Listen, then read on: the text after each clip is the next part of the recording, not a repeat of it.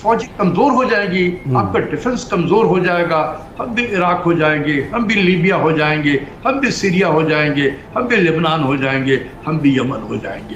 کیا ہم یہ چاہتے ہیں؟ بھارت کی جو ہے پوزیشن میں اور سختی آئی ہے، کشمیر پہ کچھ نہیں مل رہا، اور اس میں بھارت رتی بھر کوئی فلیکسیبلٹی نہیں دکھا رہا، اور ہمارا مطمع نظر یہی ہے کہ بس ہمارے جو تعلقات ہیں دوبارہ اپ گریڈ ہو جائیں، ہم اپنا ہائی کمشنر بھجوا دیں، ان کا ہائی کمشنر یہاں جائے، تجارت شروع ہو جائے، باقی جو بھارت کی فلمیں یہاں پہ آتی تھیں وہ لگنا شروع ہو جائیں۔ ہمیں ایسے جگہ پہ لا کر کھڑا کر دیا ہے کہ پاکستان اتنا زیادہ ولنریبل ہو گیا ہے اس وقت کہ وہ جو چاہیں ہم سے کروا سکتے ہیں، جو چاہیں کروا سکتے ہیں۔ کیا ہے تو وہ فوج کو پریشر میں لانا چاہتے ہیں۔ جے ہند دوستو، نیوز اسپیشل میں آپ کا سواگت ہے۔ پاکستانی میڈیا یہ باتیں کر رہے ہیں کہ IMF نے ہمیں ایسی جگہ لے کر کھڑا کر دیا ہے کہ پاکستان مجبور ہو گیا ہے، وہ ہمیں بلیک میل کر رہا ہے، ہمارے ڈیفنس بجٹ کو کم کر کے ہمیں کمزور کر رہا ہے۔ ساتھ ہی وہ یہ کہتے ہیں کہ ہمیں بھارت کے ساتھ ویاپار کرنا چاہیے، رشتے کو مضبوط کرنا چاہیے۔ تو آئیے جانتے ہیں کہ آخر پاکستانی میڈیا کیا کچھ کہہ رہی ہے۔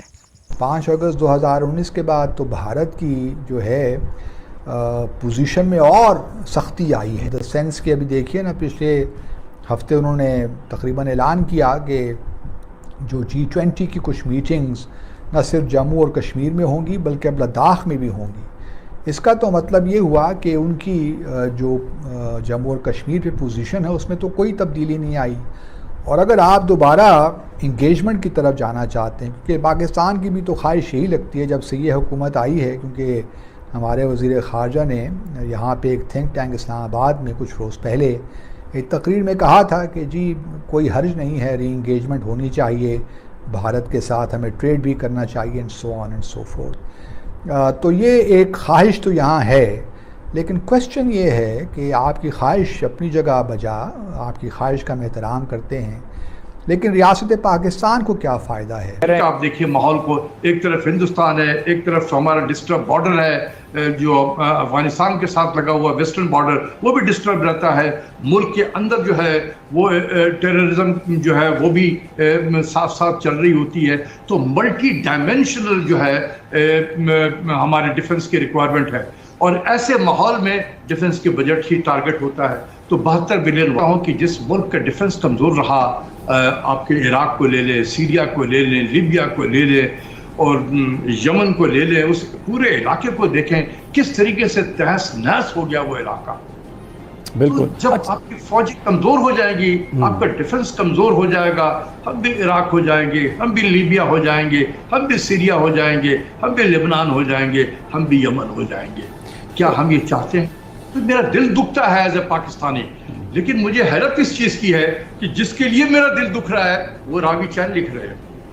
یہ بات آپ کی بالکل، لیکن اب وہ اتنے مضبوط ہو گئے ہیں کہ اب ان کو یہ معلوم ہو گیا ہے کہ جو میرے آس پاس جو میرے نیبرز ہیں ان کے اندر اب وہ دم خم نہیں رہا ہے، ہم نے ان کی ایسی تیسی ابھی انڈیا کا ذکر ہوگا، بہرحال اب کشمیر کا تنازع تو وہیں کا وہیں ہے اور کسی کو اس کی پرواہ بھی نہیں ہے۔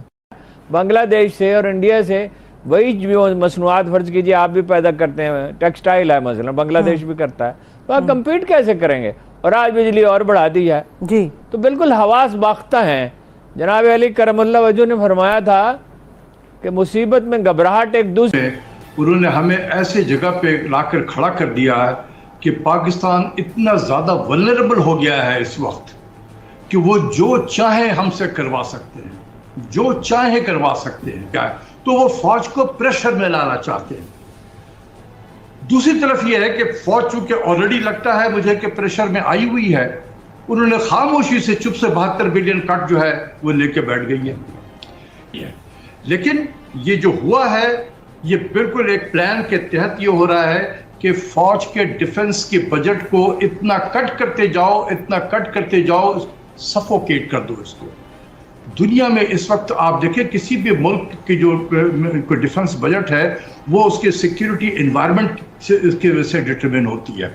ایک زمانہ تھا کہ جموں اور کشمیر پہ کچھ نہیں مل رہا، اور اس میں بھارت رتی بھر کوئی فلیکسیبلٹی نہیں دکھا رہا، اور ہمارا مطمع نظر یہی ہے کہ بس ہمارے جو تعلقات ہیں دوبارہ اپ گریڈ ہو جائیں، ہم اپنا ہائی کمشنر بھجوا دیں، ان کا ہائی کمشنر یہاں جائے، تجارت شروع ہو جائے، باقی جو بھارت کی فلمیں یہاں پہ آتی تھیں وہ لگنا شروع ہو جائیں.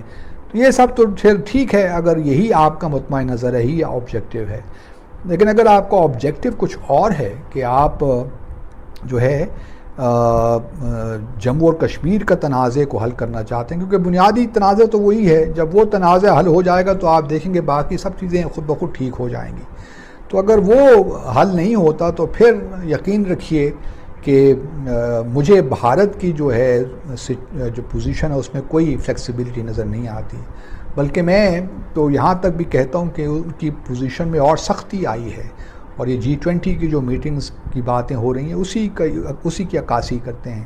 اور پھر آپ اگر دیکھیے تو بھارت کوئی دن نہیں ہوتا کہ بھارت پاکستان پہ الزام نہ لگائے. ابھی ایک بلاسفیمی کے حوالے سے ایک قتل ہوا بھارت میں تو انہوں نے فوراً تانے بانے میں لانا شروع کر دیے پاکستان. تقریباً نومبر دسمبر میں پاکستان میں یہ 150 روپے کے جی آٹا بکے گا.